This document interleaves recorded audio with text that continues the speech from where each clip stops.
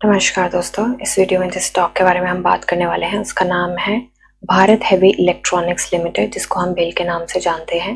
ये स्टॉक 247 के प्राइस पे ट्रेड कर रहा है। मार्केट में इसने 1.73% का अप मूव दिया है थर्सडे को। मार्केट कैप है इसकी 86,111 करोड़ की। प्रोमोटर होल्डिंग 63.20% है।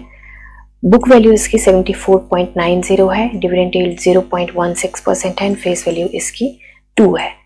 इसकी फंडामेंटल वीडियो मैं ऑलरेडी बना चुकी हूँ, प्लेलिस्ट में ऐड कर दूंगी, आप देख सकते हैं। अभी के लिए शॉर्ट में बात करें तो यहाँ पे इसके रेवेन्यू के बारे में बात कर लेते हैं। एंड यहाँ पे एक और इम्पॉर्टेंट चीज़ है, गवर्नमेंट का स्टॉक है and it is a flagship for engineering and manufacturing company of India, owned and controlled by government of India. ठीक है। एंड इसका जो मेजर रेवेन्यू आता है ना, वो पावर सेक्टर से आता है।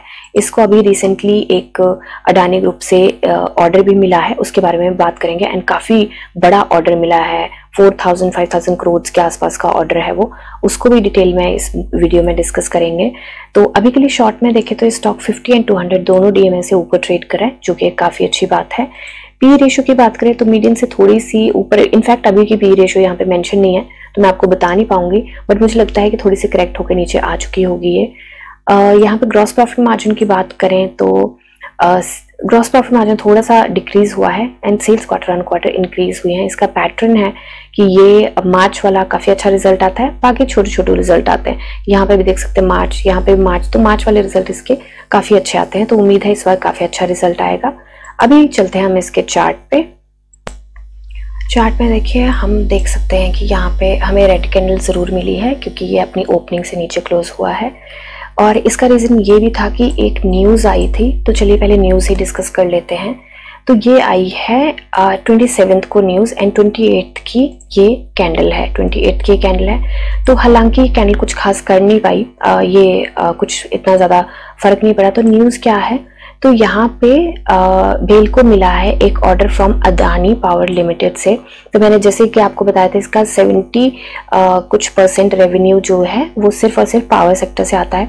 तो यहाँ पे 2x80 megawatt Raigarh phase 2 thermal power plant in Raigarh Chhattisgarh, तो यहाँ के लिए इसको ऑर्डर मिला है सेटिंग अप टू दिस। तो यहाँ के लिए इसको ऑर्डर मिला है एंड ये ऑर्डर जो है वो है यहाँ पे मैं आपको बता देती हूँ 4,000 करोड़ का है एंड एक्सक्लूडिंग जीएसटी इसमें एडेड नहीं है। ठीक है। तो exclusive GST, sorry not excluding, exclusive GST तो यहाँ पे एडेड नहीं है। तो इसका ना यहाँ पे सारा क्वेश्चनर सा है कि नेम ऑफ द एंटिटी, तो Adani power, specific terms and condition, letter of award received on 27 को इनको मिला है एंड क्या क्या इनको देना है, बॉयलर देना है, टर्बाइन देना है, जनरेटर देना है and supervision and erection of commissioning for 2x800 megawatt होगा, I think megawatt power project based on the super critical technology at Raigarh this. तो यहाँ पे बेसिकली इनको ये बताया है कि बॉयलर एंड टर्बाइन, जनरेटर, ये सारा कुछ देना है इनको। एंड क्या है, इंटरनेशनल ऑर्डर है कि डोमेस्टिक, तो डोमेस्टिक है। नेचर ऑफ ऑर्डर क्या है, सप्लाई ऑफ इक्विपमेंट्स ये हैं। Supervision and erection of erection commissioning domestic order है। तो उन्होंने बताया है कि कैसे कैसे दें। तो यूनिट 1 जो है, जैसे कि यहाँ पे देख सकते हैं, which I am understanding, if I am understanding it correctly, तो 2x800 है। तो इसके 2 यूनिट बनते हैं। एक यूनिट जो है 31 मंथ्स में देना है उनको पहला, दूसरी यूनिट के लिए 35 मंथ्स का टाइम है इनके पास। ठीक है। तो ये है अप्रॉक्स इतने का है। तो यहाँ पे बताया कि किसी प्रमोटर को कोई फायदा हुआ है ना, ऑल दैट वो है। तो ये आप खुद भी पढ़ सकते हैं, वैसे मैंने आपको सारा पढ़ के बता दिया। तो ये काफी बड़ा ऑर्डर है एंड काफी अच्छी न्यूज है। एक बार बीएससी पे इसका चेक कर लेते हैं। बीएससी पे इसका प्राइस बैंड जो है वो 10% का है एंड न्यूज मैंने आपको बता दी। डुप्लीकेट सर्टिफिकेट है 29 को आया है, जो क्लोजर का होता है, जो 48 आवर्स के लिए विंडो क्लोज रहती है हर एक क्वार्टर के एंड होने के बाद, वो वाला है। तो अभी के लिए देखिए ये कैंडल कुछ खास कर नहीं पाई यहाँ पे। कि उम्मीद तो थी एंड इसने मूव देने की कोशिश भी करी, बट ये वाली जो रेजिस्टेंस है ना ये काफी स्ट्रांग है एंड इससे ये रिजेक्शन लेके आ गया है। एंड अभी इस जो रेजिस्टेंस है जो ये क्रॉस नहीं कर पा रहा था वो ये क्रॉस करके ऊपर सस्टेन कर चुका है। 244 245 की जो रेजिस्टेंस थी इसके ऊपर सस्टेन कर चुका है एंड अभी जो ट्रेड कर रहा है 247.30 के प्राइस पे ये ट्रेड कर रहा है इस टाइम पे। तो यहाँ पे मुझे लगता है बाई तो जरूर बनता है। ये उस दिन थर्सडे को नहीं कर पाया तो मुझे लगता है कि मूव देने की कोशिश तो करेगा थोड़ी बहुत। एंड काफी अच्छा है ये कि अभी इसी क्वार्टर के एंड से पहले पहले इन्होंने ये न्यूज दे दी, तो उम्मीद करती हूँ कि नेक्स्ट फाइनेंशियल ईयर जो स्टार्ट हो रहा है उसमें काफी और अच्छी चीजें आएंगी। एंड इस बार इसके रिजल्ट की भी काफी अच्छा आने की उम्मीद है, जो कि ये हमने पैटर्न्स देखे हैं कि कैसे इसकी सेल्स एंड बाकी रिजल्ट्स आते हैं। तो सेल्स देखिए कितने अच्छे आते हैं इसकी मार्च के इसमें, तो वो भी उम्मीद है। तो अभी के लिए मैं एंट्री यहाँ पे मुझे लगता है शॉर्ट टर्म लॉन्ग टर्म दोनों बनाई जा सकती है। शॉर्ट टर्म के लिए मैं उम्मीद कर रही हूँ क्योंकि यहाँ पे ना वॉलेटिलिटी बहुत रहेगी, क्योंकि अभी ये 2 महीने अप्रैल एंड मई में पोलिंग है, एग्जिट पोल्स अनाउंस होने हैं एंड इलेक्शन को करके और भी बड़ी सारी वॉलेटिलिटी रहेगी। तो मुझे लगता है वॉलेटिलिटी ना 2 टाइप की होती है। एक होती है कि जो हमें पता होता है कि आने वाली है, कुछ ना कुछ पता होता है, तो ये इलेक्शंस की वजह से हमें पता है। एक होता है कि जो बिल्कुल ही अनसर्टेन होती है, कहीं से भी निकल के आ जाती है, जैसे फॉर एग्जाम्पल कोई वॉर हो गई या कोई ऐसी ग्लोबल न्यूज आ गई या रिसेशन की न्यूज आ गई, तो वो एक ऐसे होती है कि बहुत ही अनसर्टेन होती है। तो ये वाली सर्टेन है कि आनी ही है। तो यहाँ पे शॉर्ट टर्म, बिल्कुल शॉर्ट टर्म की एंट्री, जैसे हम 10 दिन के लिए बनाते हैं, 5 दिन के लिए बनाते हैं, वो वाली शॉर्ट टर्म की एंट्री मुझे लगता है हमें अवॉइड करनी चाहिए 2 महीने के लिए।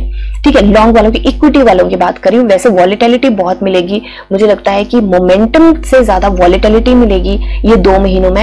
एंड वॉलेटिलिटी के चलते मुझे लगता है कि स्विंग ट्रेड काफी अच्छा रहेगा, पर स्विंग ट्रेड में बिल्कुल इमीडिएट शॉर्ट टर्म की एंट्री हमें बहुत ही ज्यादा सोच समझ के बनानी पड़ेगी। तो यहाँ पे मुझे लगता है एंट्री जरूर बनाई जा सकती है। शॉर्ट टर्म की लेके चल रही हूँ, पर शॉर्ट टर्म यहाँ पे मैं 1 महीने की लेके चल रही हूँ।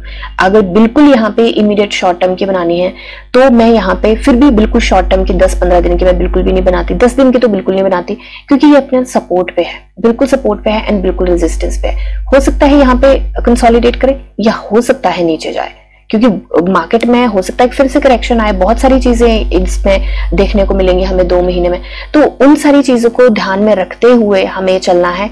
क्योंकि न्यूज देखिए ये आई, इतनी अच्छी न्यूज थी, इस न्यूज के चलते भी यहाँ पे मूव नहीं दे पाया उतना ज्यादा जितनी की उसने उम्मीद करी थी इस न्यूज के चलते, क्योंकि 10% का प्राइस बैंड है, तो मतलब मुझे तो लगता है कि इसको क्रॉस करना चाहिए था। बट ये वाली जो रेजिस्टेंस है ना, ये भी यहाँ पे हाई वाली रेजिस्टेंस है, इसने हाई लगाया था यहाँ पे, तो ये भी वो वाली रेजिस्टेंस, तो इसको भी इतनी जल्दी ब्रेक नहीं कर पाएगा।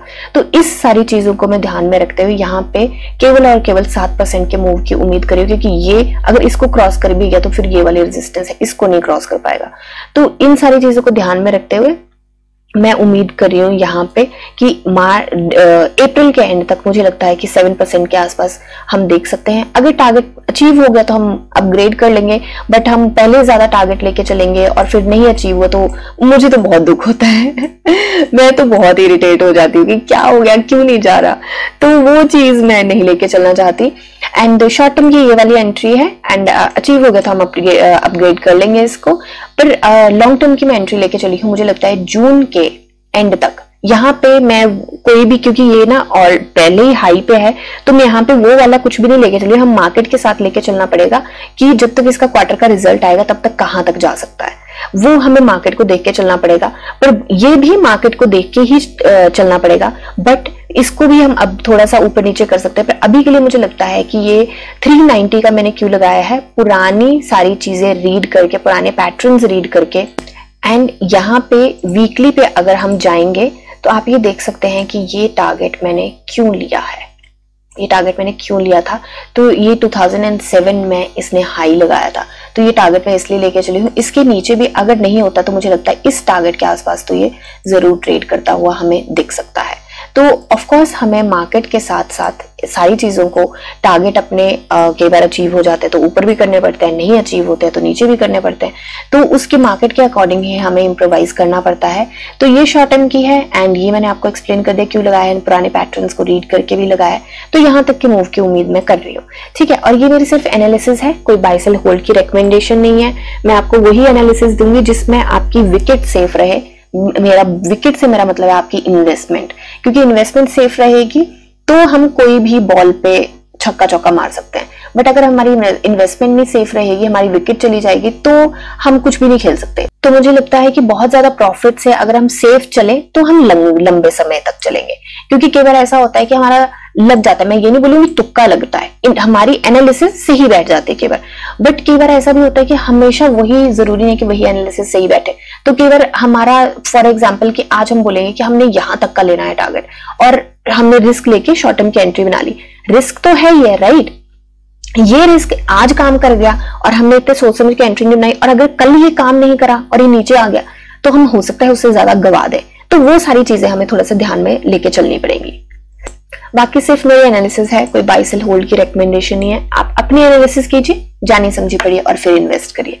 मिलते हैं नेक्स्ट वीडियो में, तब तक के लिए शुक्रिया एंड हैप्पी इन्वेस्टिंग।